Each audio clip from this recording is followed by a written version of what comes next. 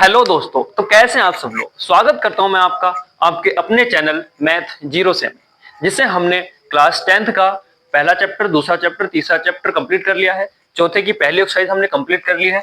आज हम तुमको कराने वाले हैं भैया चौथे चैप्टर की दूसरी एक्सरसाइज, एक्सरसाइज 4.2, जिसमें हमने पहले का पहला और तीसरा खंड हमने कर लिए हैं। ठीक है भाई,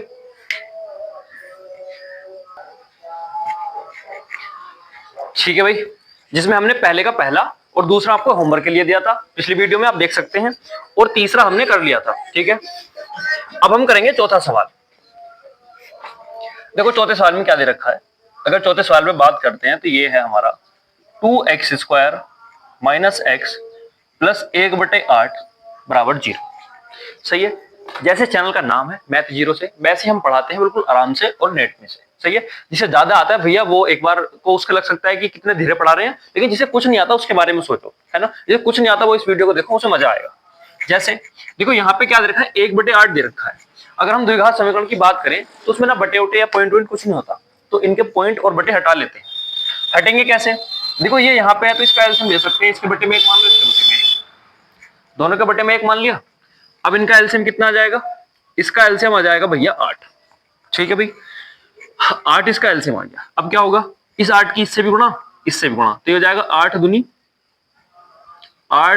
16x², हो जाएगा माइनस के 8x, हो जाएगा प्लस का 1। अगर देखो एलसीएम में नहीं आता ना तो फिर तुम्हारे साथ बहुत बड़ी समस्या है, क्योंकि हाई स्कूल का लास्ट चल रहा है, पेपर तुम्हारे आने वाले और तुम्हें एलसीएम नहीं आता और मैं एलसीएम सिखाऊं तो फिर ये सवाल कौन कराएगा, है ना। तो उसमें दिक्कत आ जाएगी। एलसीएम लेना तो कम से कम आना चाहिए, बराबर 0। अब ये इधर भाग में है, 0 में जाएगा तो गुणा हो जाएगा, तो ये हमारा आ जाएगा 16x² माइनस के 8x प्लस का 1 बराबर का 0। जिसे एलसीएम लेना नहीं आता है, हमारे चैनल पे जाओ, हमने एक प्लेलिस्ट डाली हुई है ना। वीडियो पे जाओगे फिर प्लेलिस्ट, तीसरा ऑप्शन होगा प्लेलिस्ट, उसमें हमने डाला हुआ है 10 डेज चैलेंज। ठीक है, उसमें एचसीएफ, एलसीएम, जोड़ना, घटाना, गुणा, भाग ये भी सिखाई है ना। तो उसमें जाओ तुम देखो, अभी इसमें कुछ वीडियो आ गई है, कुछ वीडियो भी आनी बाकी है, जो संडे टू संडे होती है। उसमें अगर तुम जाओगे ना तो मैं एचसीएफ, एलसीएम ऐसे निकाल दो। ठीक है, देखो ना। अब इसमें हमें क्या करना है, इसके मूल निकालने हैं। मूल निकालने हैं गुणनखंड विधि से। ठीक है, कल भी इस पे बात हुई थी। अब देखो होता क्या है, इसमें पहले ए का मान देखो। ए बराबर कितना है, ए होता है x² का गुणांक, x² का गुणा वाला अंक, तो क्या है 16। बी क्या होता है, x का गुणा वाला अंक, तो बी बराबर है माइनस का 8 चिन्ह के साथ। सी बराबर 1, मतलब नियत पद जिसमें x नहीं है। ठीक है, अब क्या करते हैं हम, देखो ये रफ कार्य करेंगे थोड़ा सा हम इधर को, ये रफ कार्य है। क्या करेंगे, ए की सी से गुणा करेंगे। ए कितना है 16, सी कितना है 1, तो ये आ जाएगा हमारा 16 गुणा 1 या फिर 16। ठीक है भाई, 16 का फैक्टर करेंगे, 2 × 16, 2 × 8, 2 दूनी 4, 2 × 2। हमारे पास 4 फैक्टर आए, 2 × 2 × 2 × 2। ठीक है, इन 4 फैक्टर को ऐसे 2 फैक्टर बनाएंगे जिसमें हमारा जोड़ के घटा के 8 आ जाए। चिन्ह से मतलब ये 8 आ जाए, बी का मान आ जाए, मतलब एक ही चीज से गुणा करके फैक्टर करते हैं। फिर उन कई सारे फैक्टरों से 2 ऐसे फैक्टर बनाते हैं जिसमें हमारा जोड़ के घटा के v का मान आ जाए। तो यहां देखो 2 दूनी 4, 2 दूनी 4, यानी कि 4 × 4, देखो 4 चौके 16 होते हैं, और 4 और 4 को जोड़ दूंगा तो कितना आ जाएगा 8। यानी हमने अपना तोड़ लिया, बी को तोड़ लिया। गुणनखंड विधि में तोड़ना होता है गुणनखंड करके। ठीक है, अब देखो जरा, अब समीकरण क्या है हमारी, समीकरण यही तो है हमारी। अब लिखेंगे हम समीकरण 1 से, लिखो भैया समीकरण 1 क्या है, 16x² माइनस का 8x प्लस का 1 बराबर का 0। अब इस 8 को तोड़ना है हमें, कैसे करके, 16x², 8 को लिखना हमें 4 + के 4, 4 + के 4 प्लस का 1 बराबर का 0। देखो वैसे तो 8 को मैं कई तरीके से लिख सकता हूँ, 5 + 3, 6 + 2, 7 + 1, 8 + 0। फिर कोई तरीका तो होना चाहिए, वो निश्चित तरीका यही है, एक ही सी से गुणा करो, उसके फैक्टर करो, उसके फैक्टरों को ऐसा लेके आओ कि उनको जोड़ के आए। ठीक है भैया जी, ठीक है। तो अब हम क्या करेंगे, देखो यहाँ x छूट गया है ना, यहाँ इसकी गुणा में क्या है x, क्योंकि हमने सिर्फ 8 को तोड़ा है, माइनस ऐसे ही है, 8 को तोड़ लिया, 4 + 4, x हमारा ऐसे ही है, और प्लस का 1 बराबर का 0। इतनी बात समझ में आई। अब यहाँ से करेंगे हम इसको 16x², इस माइनस की गुणा करेंगे तो माइनस का 4, इस x से करेंगे तो 4x। ब्रैकेट के बाहर चाहे इधर हो चाहे इधर हो, कोई भी संख्या अगर लिखी हुई है तो वो अंदर दोनों से गुणा करती है, और अगर दोनों से गुणा करेगी तो देखो माइनस से करेगी -4, x से करेगी x, प्लस माइनस माइनस, और 4 से करेगा 4, और x से करेगा तो x, और प्लस का 1 है तो प्लस का 1, बराबर में 0 है तो बराबर में 0। अब यहां से देखो, कॉमन लेने का मतलब होता है भाग करना। या फिर गुणनखंड कॉमन है ना, गुणनखंड कर लो चाहे इसके। अब देखो यहाँ भी x है, यहाँ भी x है, यहाँ भी 4 है, 16 में भी 4 होता है, 4 चौक 16। तो यहाँ से हमारा कॉमन है 4x। अब देखो 4 से भाग करूंगा तो 4 ही बचेगा, या फिर इससे गुणनखंड कर लो, क्या हो जाएंगे 4 गुणा 4, एक 4 चला गया तो एक 4 बचेगा। ठीक है, ऐसे देख सकते हैं। यहाँ से x की घात 2 है, एक चला गया तो एक बचा, यहाँ से पूरा चला गया तो यहाँ से माइनस का 1 बचेगा। इसके जैसा ब्रैकेट यहाँ बनाएंगे, इसके जैसा ब्रैकेट हम बनाएंगे तो बीच में प्लस है, यहाँ पे माइनस है, तो माइनस का 1 कॉमन ले लो, माइनस का 1 कॉमन ले लो, तो ये जो माइनस वाला ये प्लस हो जाएगा और ये प्लस वाला ये माइनस हो जाएगा, बराबर 0। ठीक है भाई, इतनी बात सभी को समझ में आई होगी। अब क्या करते हैं, देखो ये भी है ये भी है, दोनों कॉमन है, तो इसमें से कॉमन ले लो जरा। क्या कॉमन ले लो, 4x minus 1। 4x minus 1 common ले लेंगे तो यहाँ से क्या बचा, यहाँ से बचा 4x और यहाँ से बचेगा माइनस का 1, मतलब अंदर भी हमारी सेम चीज बच रही है। ठीक है भाई, इतनी बात समझ में आई। ये हमारा रफ कार्य था, इसको देखो। तो इसमें अब हम क्या करेंगे, बराबर में क्या चल रहा है हमारा 0। अब यहाँ एक लाइन लिखते हैं हम, ये तुलना करने पर, करो भाई जरा तुलना। तुलना करने पर क्या होता है, देखो या तो ये 0 है या ये 0 है, हमें नहीं पता तो हम तो दोनों को 0 रख देंगे। दोनों को 0 रख देंगे मतलब 4x माइनस 1 बराबर 0, और इधर भी क्या आ जाएगा 4x माइनस 1 बराबर 0। ठीक है, x के 2 ही मान आएंगे क्योंकि द्विघात समीकरण, जहां भी द्विघात समीकरण होगी x के 2 मान निकलेंगे, 3 बात होगी 3 मान निकलेंगे, मूल जिन्हें कहते हैं। ठीक है भैया, x के मानों को ही हम मूल कहते हैं, उसमें कंफ्यूज ना हो, उसमें कोई दिक्कत वाली बात नहीं है। तो अब ये आ गया। अब देखो यहाँ से मान निकालेंगे तो ये आ जाएगा हमारा 4x, ये माइनस 1 इधर प्लस 1, ऐसे इधर ये 4x, ये माइनस 1 है तो इधर आके प्लस 1। यहाँ तक बात समझ में आई, यहाँ तक कोई दिक्कत। अब क्या करेंगे, इस x को बटे में लेके जाएंगे तो x बराबर आ जाएगा 1/4, और यहां से लेके जाएंगे तो यहां से क्या आ जाएगा x बराबर 1/4। ये हमारे क्या आ गए, मूल। इन्हीं को हम कहते हैं मूल, इन्हीं का नाम है शून्यक, और इन्हें अगर हम रिप्रेजेंट करते हैं तो वो करते हैं अल्फा बीटा से। ठीक है भाई, यहां तक आशा करता हूँ सभी बच्चों को एकदम 0 से समझ में आया होगा। अभी एक चीज बताइए है ना, इससे ज्यादा अगर किसी को नहीं आ रहा फिर भी अगर दिक्कत है तो एक बार कमेंट कर दो, बताओ कहाँ दिक्कत आई है, हम दोबारा वीडियो बनाए या कुछ भी करें तो जरूर बताएंगे। ठीक है भाई, तो उतारो या स्क्रीनशॉट लो, अगले सवाल पे चलते हैं। ठीक है भाई, अब अगले सवाल पे चलते हैं। देखो क्वेश्चन नंबर 2 में दिया है कि उदाहरण 1 में दी गई समस्या को हल कीजिए, देख लेना एक बार, कोई दिक्कत नहीं। अब देखो क्वेश्चन नंबर 3, ऐसी 2 संख्याएं ज्ञात कीजिए। क्वेश्चन नंबर 3 बड़ा अच्छा है, क्या कह रहा है हमसे, ऐसी 2 संख्याएं ज्ञात कीजिए जिनका योग 27 हो और गुणनफल 182 हो। देखो यहाँ मानने का तरीका चेंज होगा, कैसे होगा, देखो कैसी हैं, 2 संख्याएं हैं तो क्या करोगे, माना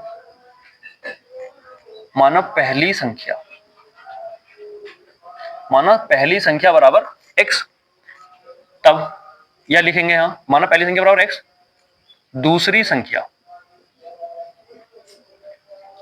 संख्या बराबर 27 माइनस का x। क्योंकि जब दोनों का योग अगर 27 है तो एक अगर x है तो दूसरी क्या होगी 27 माइनस x। ठीक है, जैसे मैं कहूं एक संख्या 10 है, तो कोई 2 संख्या का योग 10 है, एक उनमें से 4 है तो दूसरी क्या होगी 10 माइनस 4 6। तो ऐसी तो ये है भाई, एक संख्या, दोनों संख्याओं का योग 27 है, एक अगर x है दूसरी क्या होगी 27 माइनस x। अब हमारा यहाँ जो है प्रश्न अनुसार क्या कह रहा है, अकॉर्डिंग टू क्वेश्चन है ना, इसको ऐसे भी लिख देते हैं according to question. According to question है कि अगर मैं इन दोनों की गुणा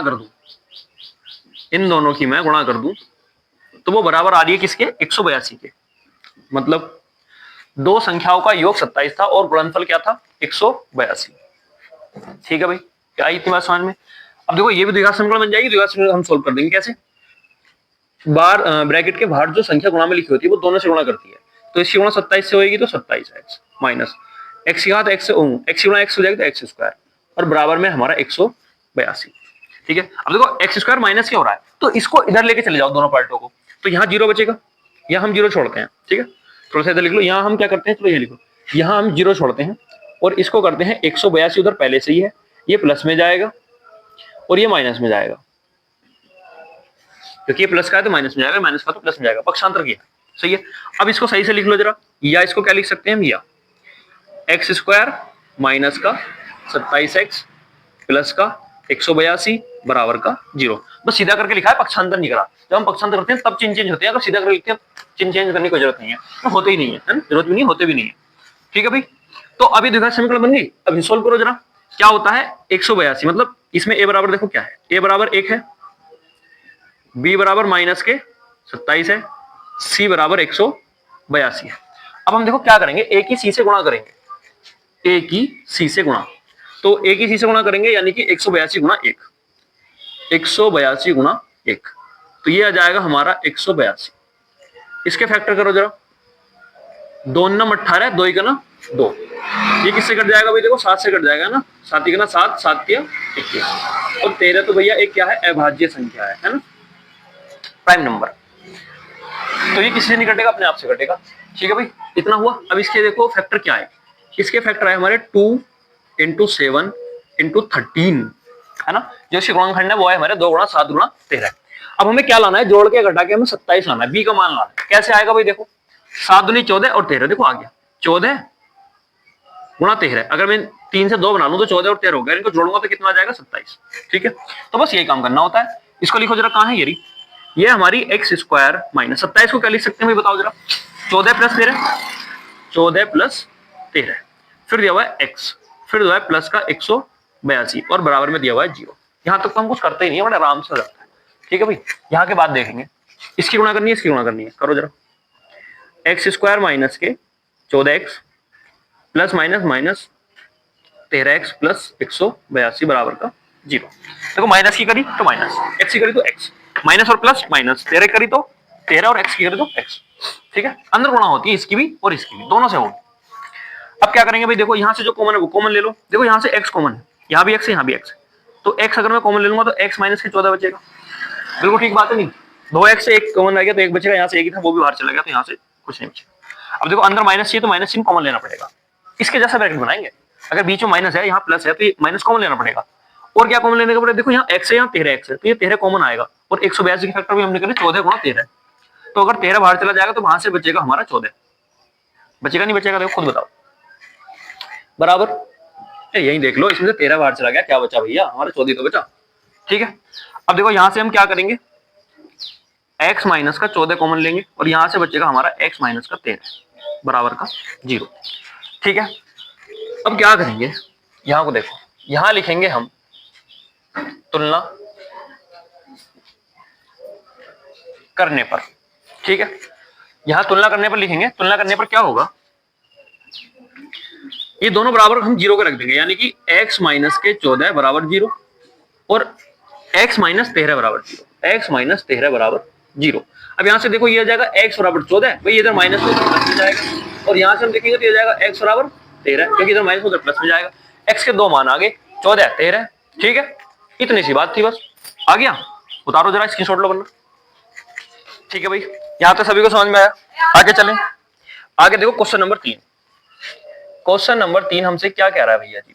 ये कह रहा है ऐसी दो संख्याएं, ये तो हो गया, क्वेश्चन नंबर 3 तो हो गया, 4 करेंगे। क्वेश्चन नंबर 3 हो गया, क्वेश्चन नंबर करेंगे 4। क्या दे रखा है? 2 क्रमागत धनात्मक पूर्णांक ज्ञात कीजिए जिनके वर्गों का योग 365 है। अब क्रमागत पूर्णांक कैसे होती है भाई? जो 2 के बाद क्या आएगा? 3 क्रमागत हो गए, 100 के बाद क्या आएगा? 101 क्रमागत हो गए। ठीक है, 203 के बाद क्या आएगा? 204 क्रमागत हो गए। तो क्रमागत हमें किसी संख्या में एक जोड़ के मिलता है। ठीक है, तो हम मानेंगे माना पहला, देखो इसमें धनात्मक दे रखा है, धनात्मक मतलब प्लस, है ना। पहला धनात्मक पूर्णांक, कितना हो जाएगा भैया? x हो जाएगा। अगर हम बात करेंगे भैया दूसरे की, है ना, तो दूसरे में क्या होगा? ऐसे देखो, ये हो जाएगा तब दूसरा क्रमागत धनात्मक पूर्णांक क्या हो जाएगा भैया? x प्लस का 1। मतलब इसमें एक जोड़ दो तो अगला मिल जाएगा। हमें नहीं पता कौन सा, तो हम तो x मानेंगे और दूसरे में क्या कर देंगे? x प्लस 1 कर देंगे भैया, उसमें क्या दिक्कत है? ठीक है, अब देखो इसमें क्या दे रखा है? जिनके वर्गों का योग 365 हो। जिनके वर्गों का योग, देखो इसके वर्ग करो तो ये हो गया, योग मतलब जोड़ना, जोड़ो, फिर दूसरे वाले का वर्ग करो यानी कि x प्लस 1 का वर्ग करो, और बराबर में क्या आ जाएगा हमारा? इनका योग 365 हो जाएगा। कितना हो जाएगा भैया जी? 365। ठीक है, अब बताओ यहां तक किसी बच्चे को कोई दिक्कत? यहां तक किसी बच्चे को कोई दिक्कत? भाई पहला पूर्णांक x है, दूसरा x प्लस 1 है, दोनों के वर्गों का योग 365। ठीक है, आ जाओ जरा। अब इसको हम करेंगे भैया, ये हो जाएगा हमारा x² प्लस, देखो इसका फॉर्मूला खोल दो, a प्लस बी का होल स्क्वायर खुल जाएगा, a² plus b² plus 2ab, है ना। होल स्क्वायर का होता है प्लस बी का, a² plus b² plus 2ab। a की जगह x है, b की जगह 1 है, a² plus b² plus 2ab बराबर में क्या है? 365। x और x जुड़ जाएंगे, जिनकी घातें सेम होती है सजातीय पद जुड़ जाते हैं, उनके गुणांक जुड़ते हैं ना, तो 1 और 1 2, तो हो जाएगा 2x² प्लस ये हमारा 1 है तो ये हमारा 1 ही रहेगा, प्लस 2 की x से हो जाएगी और 1 से हो जाएगी तो 2 गुना 2 और x होगी तो x, और बराबर में हमारा 365।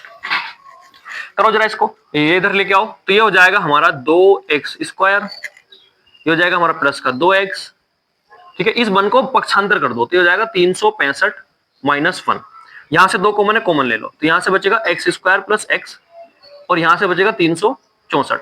अब ये 2 उधर भाग में जाएगा तो काट लो जरा, गुणा में है ये तो भाग में तो जाएगा, तो ये जाएगा 2 1 ना 2, ये हो जाएगा 16, 2 8 16, ठीक है। तो 2 दूनी 4, फिर से कितना आ गया 182, तो ये हो गया हमारा x² प्लस x माइनस में ले आओ अब इसको 182 बराबर का 0। तो अगर यहां से तुम देखोगे a बराबर 1, b बराबर 1, c बराबर माइनस के 182, चिन्ह से अभी हमें कोई मतलब नहीं है, जहां आएगा मैं बताऊंगा। अब देखो 182 हमने अभी गुणनखंड करे थे, क्या आए थे 14 गुणा 13, और अगर मैं 14 में से 13 घटा दूं तो कितना बचेगा 1, वही तो b का मान है 1, तो आ गया, बड़े आसानी से आ गया, कोई दिक्कत नहीं है, रख दो यहाँ उठा के। तो ये हो जाएगा हमारा x² प्लस, देखो x गुणा में जो 1 लिखा हुआ है, x की गुणा में जो 1 लिखा हुआ है, किसी भी गुणा में एक तो हो ही सकता है, उसको लिखेंगे हम 14 माइनस के 13, और x रहेगा हमारा ऐसे ही माइनस में 182 ऐसे ही, और बराबर में 0, ठीक है। अब इस x की इसमें गुणा कर देंगे, प्लस चिन्ह की हो रही है तो प्लस चिन्ह को फर्क डालता नहीं है, माइनस जो है चिन्ह चेंज करता है, तो ये आ जाएगा हमारा माइनस का 13x, ठीक है भाई, और माइनस का 182 तो है ही, और बराबर में आ जाएगा हमारा 0। यहां तक किसी को दिक्कत? यहां से अगर तुम देखोगे तो सिर्फ x कॉमन है, तो यहां से बचा x, यहां से बचा प्लस का 14, ठीक है। अब देखो यहाँ बीच में हमें प्लस चाहिए, इसके जैसा ब्रैकेट बनाएंगे तो हमें माइनस कॉमन लेना पड़ेगा, दोनों में से माइनस तो कॉमन लेना ही पड़ेगा, लेकिन और क्या कॉमन आ जाएगा 13, क्योंकि यहाँ x है यहाँ 13x है, तो ये 13 कॉमन आ जाएगा, 182 की फैक्टर 13 गुणा 14, तो क्या बचेगा हमारे पास 14, तो यहां से हो जाएगा हमारा x प्लस का 14, और बराबर में आ जाएगा हमारा 0, ठीक है भाई। यहां तक किसी बच्चों को दिक्कत नहीं होनी चाहिए। अब देखो x प्लस 14 कॉमन है, इधर को देख लो, अब अगर हम देखेंगे तो हमारे यहां से x प्लस 14 कॉमन है, ले लो जरा, x प्लस 14 कॉमन ले लिया, क्या बचा, ये तो कॉमन चला गया, तो यहां से बचा x, यहां से बचा माइनस के 13, यहां से बचा x, यहां से बचा माइनस के 13, और बराबर में क्या चल रहा है हमारा 0, ठीक है भाई। अब क्या करेंगे, तुलना कर लें,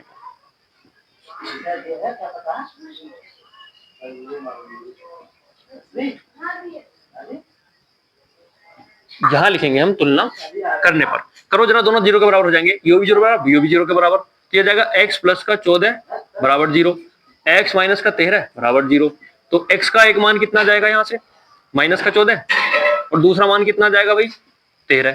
अच्छा, पिछले सवाल में संख्या बताना भूल गया क्या था, क्या थी, ऐसी दो संख्या क्या थी जिनका योग 27 और गुणनफल 182 है, तो मैं वो उसमें रख लेना, x का मान निकाल लेना, हमने उसमें रख लेना, कोई दिक्कत नहीं है ना।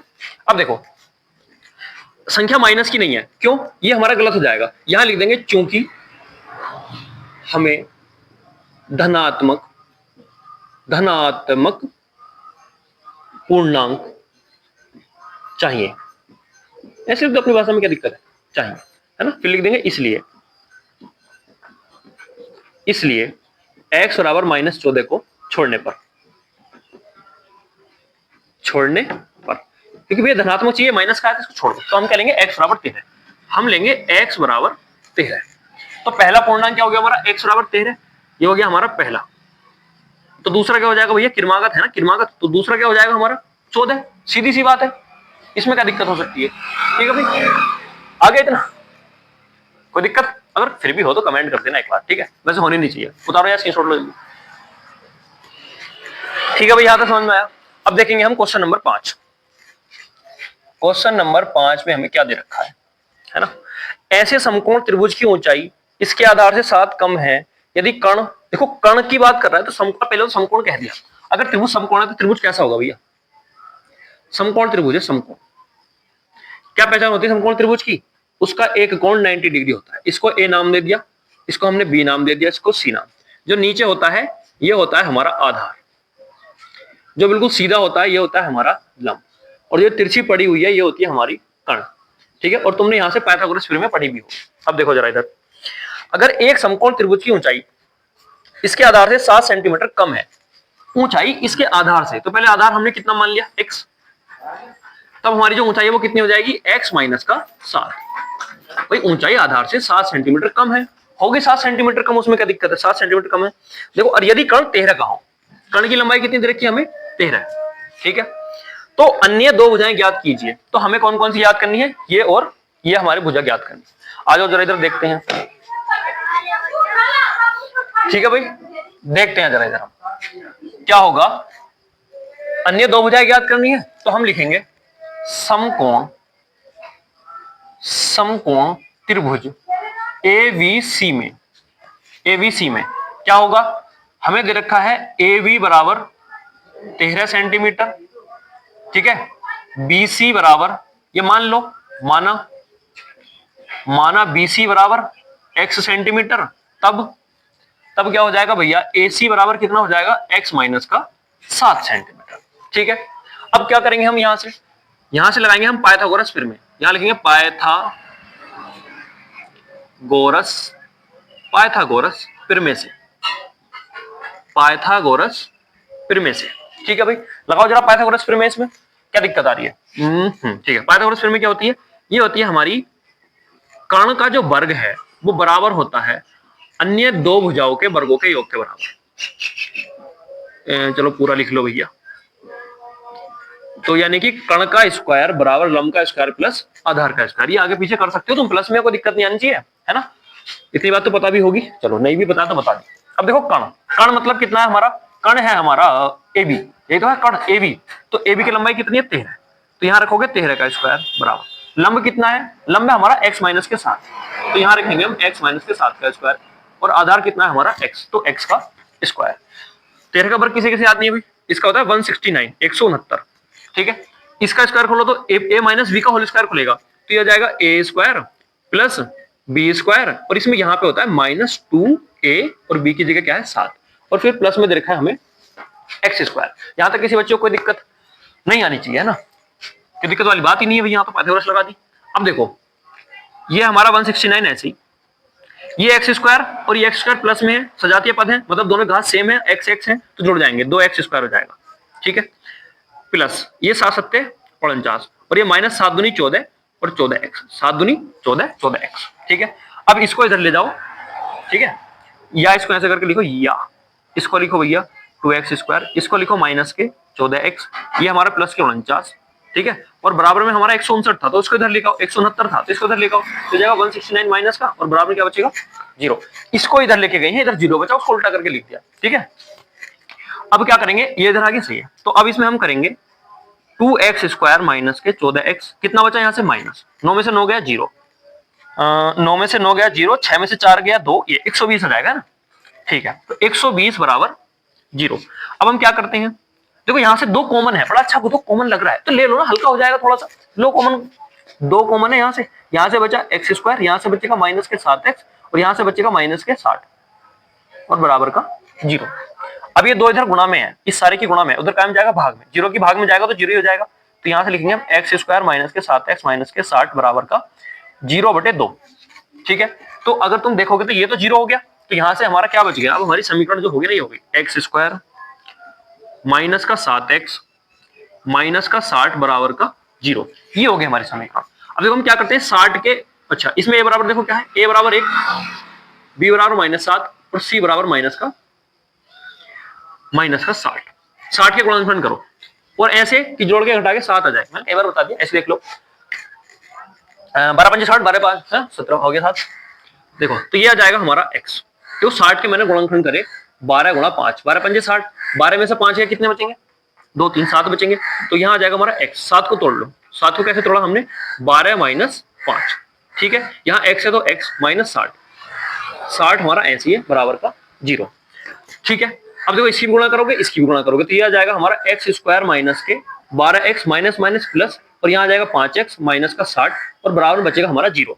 अब देखो यहाँ से सिर्फ x कॉमन है, x कॉमन लो, तो यहाँ से बचेगा x माइनस के 12, यहाँ से इसके जैसा अगर बना माइनस है तो प्लस का 5 कॉमन ले लो, तो यहाँ से बचेगा x माइनस के 12, क्योंकि 60 के गुणनखंड थे 12 5 कॉमन चला गया तो 12 बचा, बराबर के 0। अब देखो यहाँ से x माइनस 12 कॉमन है, यहाँ से हमारा x माइनस के 12 कॉमन है, तो यहाँ से हमारा x प्लस 5 बचेगा, और बराबर में क्या आ जाएगा 0। अब देखो यहाँ से अगर इसकी तुलना कर देंगे हम, यहाँ लिखेंगे तुलना करने पर तो देखो यहाँ से x बराबर 12 आ जाएगा, क्योंकि तो माइनस उधर प्लस में पहुंचेगा, और यहाँ से x बराबर माइनस के 5 आएगा। अब एक लाइन लिखोगे यहाँ, अपने आप लिख लेना, -5, चूंकि भुजा माइनस की नहीं हो सकती, अतः x बराबर -5 छोड़ने पर, अभी लिखवाया था। तो x बराबर क्या लेंगे हम, 12 लेंगे। अब देखो जरा 12 कहाँ रखो, यह रखो। तो BC की लंबाई कितनी आ गई, 12, और 12 में से अगर 7 चले जाएंगे तो कितनी आ गई, 5। तो हमारा ये आ गया भैया। ठीक है, ठीक है भाई, उतारो जरा, स्क्रीनशॉट लो। ठीक है भाई, यहां तक समझ में आया। अब क्वेश्चन नंबर 6 देखेंगे जरा, क्या दे रखा है। एक कुटीर उद्योग एक दिन में कुछ बर्तनों का निर्माण करता है। एक विशेष दिन यह देखा गया कि प्रत्येक नग के निर्माण की लागत उस दिन के निर्माण किए बर्तनों की संख्या के 2 गुने से 3 अधिक थी। यदि उस दिन की कुल निर्माण लागत 90 थी तो निर्मित बर्तनों की संख्या और प्रत्येक नग की लागत ज्ञात कीजिए। देखो, एक कुटीर उद्योग एक दिन में कुछ बर्तनों का निर्माण करता है, तो माना बर्तनों की संख्या, बर्तनों की या निर्मित बर्तनों की संख्या लिखो, माना एक दिन भी लिखो, एक दिन में निर्मित, ठीक है, एक दिन में निर्मित बर्तनों की संख्या बराबर x। ठीक है, फिर कह रहा है एक विशेष दिन यह देखा गया कि प्रत्येक नग का निर्माण लागत उस दिन के निर्माण किए बर्तनों की संख्या के 2 गुने से 3 अधिक थी। ठीक है, अब चलेंगे हम भैया अकॉर्डिंग टू क्वेश्चन। ठीक है, अकॉर्डिंग टू क्वेश्चन कह रहा है एक विशेष दिन यह देखा गया कि प्रत्येक नग के निर्माण की लागत, तो हम लिखेंगे नग के निर्माण की लागत बराबर कितनी है, उस दिन के निर्माण किए बर्तनों की संख्या, उस दिन के निर्माण किए बर्तनों की संख्या के 2 गुने से 3 अधिक है, 2 गुने से 3 अधिक है। ठीक है, यदि उस दिन के कुल निर्माण लागत 90 थी, कुल निर्माण लागत मतलब x और ये नग दोनों की है ना, इस x की और इन दोनों नगों की जो कुल निर्माण लागत है वो कितनी थी भैया, 90 थी। 90 दे रखा है ना, 90 थी। तो निर्मित बर्तनों की संख्या और प्रत्येक नग के निर्माण की लागत ज्ञात कीजिए। ठीक है, करो जरा गुणा करो, तो हो जाएगा 2x² प्लस 3 के x से करोगे तो 3x, ये इधर आ जाएगा -90 बराबर 0। इधर आ जाएगा 90 बराबर 0।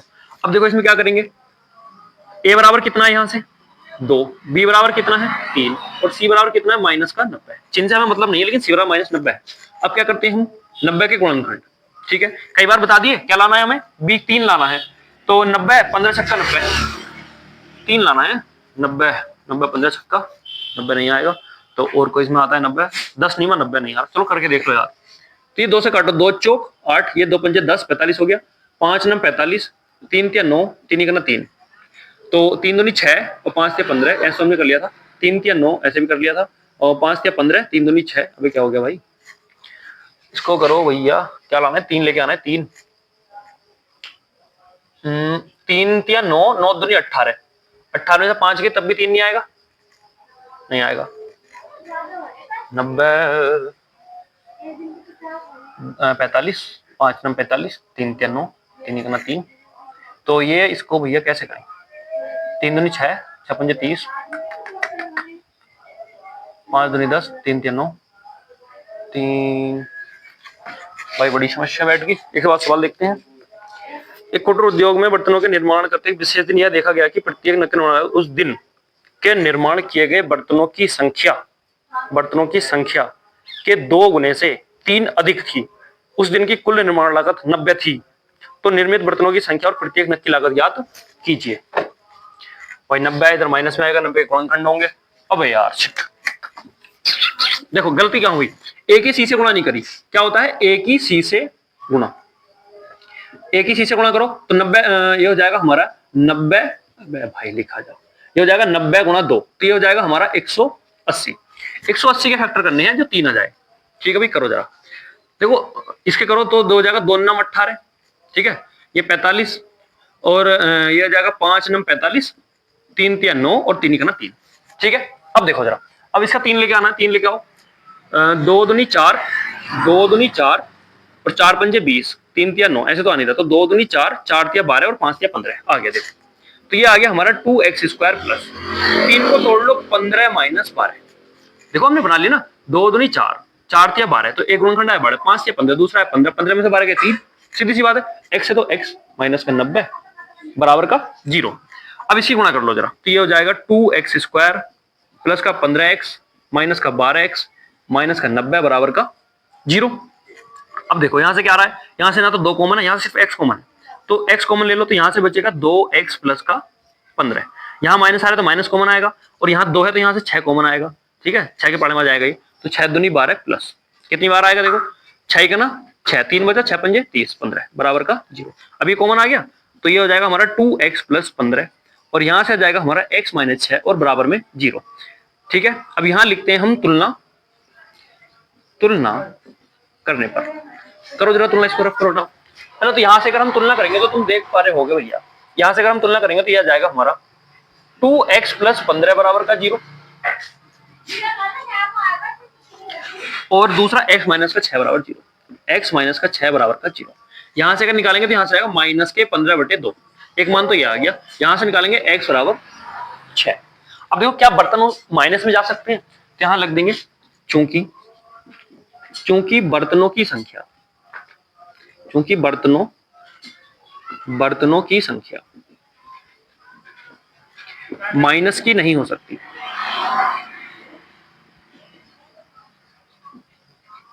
अतः x बराबर माइनस के 15/2 को छोड़ने पर, इनको छोड़ दो तो क्या बचा x बराबर 6, तो ये आ गई हमारी बर्तनों की संख्या। और न के वाला लागत क्या है देखो ये, तो यहां जरा रखो, तो जाएगा 2 गुणा x का मान 6 प्लस 3, 6 दूनी 12, 12 3 15, तो यह जाएगा हमारा 15। ठीक है भैया, ये दोनों हमारे आंसर हो जाएंगे। आया समझ। यह हमारी 4.2 बिल्कुल कंप्लीट होती है, जैसे हमने कल कहा भी था वीडियो में कि कल 4.2 कंप्लीट करा देंगे, हमने करा दी है। ठीक है, किसी बच्चे को अगर समझ में नहीं आए तो कमेंट कर दो, लेकिन जिसे समझ में आए वो लाइक करके जाओ, और भैया शेयर करो उस दोस्त को जिसे ये सवाल समझ में नहीं आते। बहुत आराम से और जीरो से बताया है, सभी को लगभग समझ में आया होगा। ठीक है, जिसे नहीं आया कमेंट बताओ, कोई तुम्हारी नई समस्या है कमेंट में अपना सवाल लिखो, हम आपका सवाल का जवाब जरूर देंगे। और हमसे जुड़े रहें, हम आपके एग्जाम से पहले आपको कम से कम 100 से 150 क्वेश्चन तो विकल्प या 200, शायद कल कहा था 200 और 250 के क्वेश्चन, 200 से और 250 के बीच प्रैक्टिस के लिए किस बहुविकल्प पे प्रश्न देंगे, और तुम्हारे बोर्ड से पहले तुम्हें एक या लगभग 3 से 4 प्रैक्टिस सेट में तुम्हें दूंगा करने के लिए। ठीक है, तो हमारे साथ जुड़े रहें भैया, देखते रहें मैथ जीरो से। बाकी मिलते हैं अगली वीडियो में।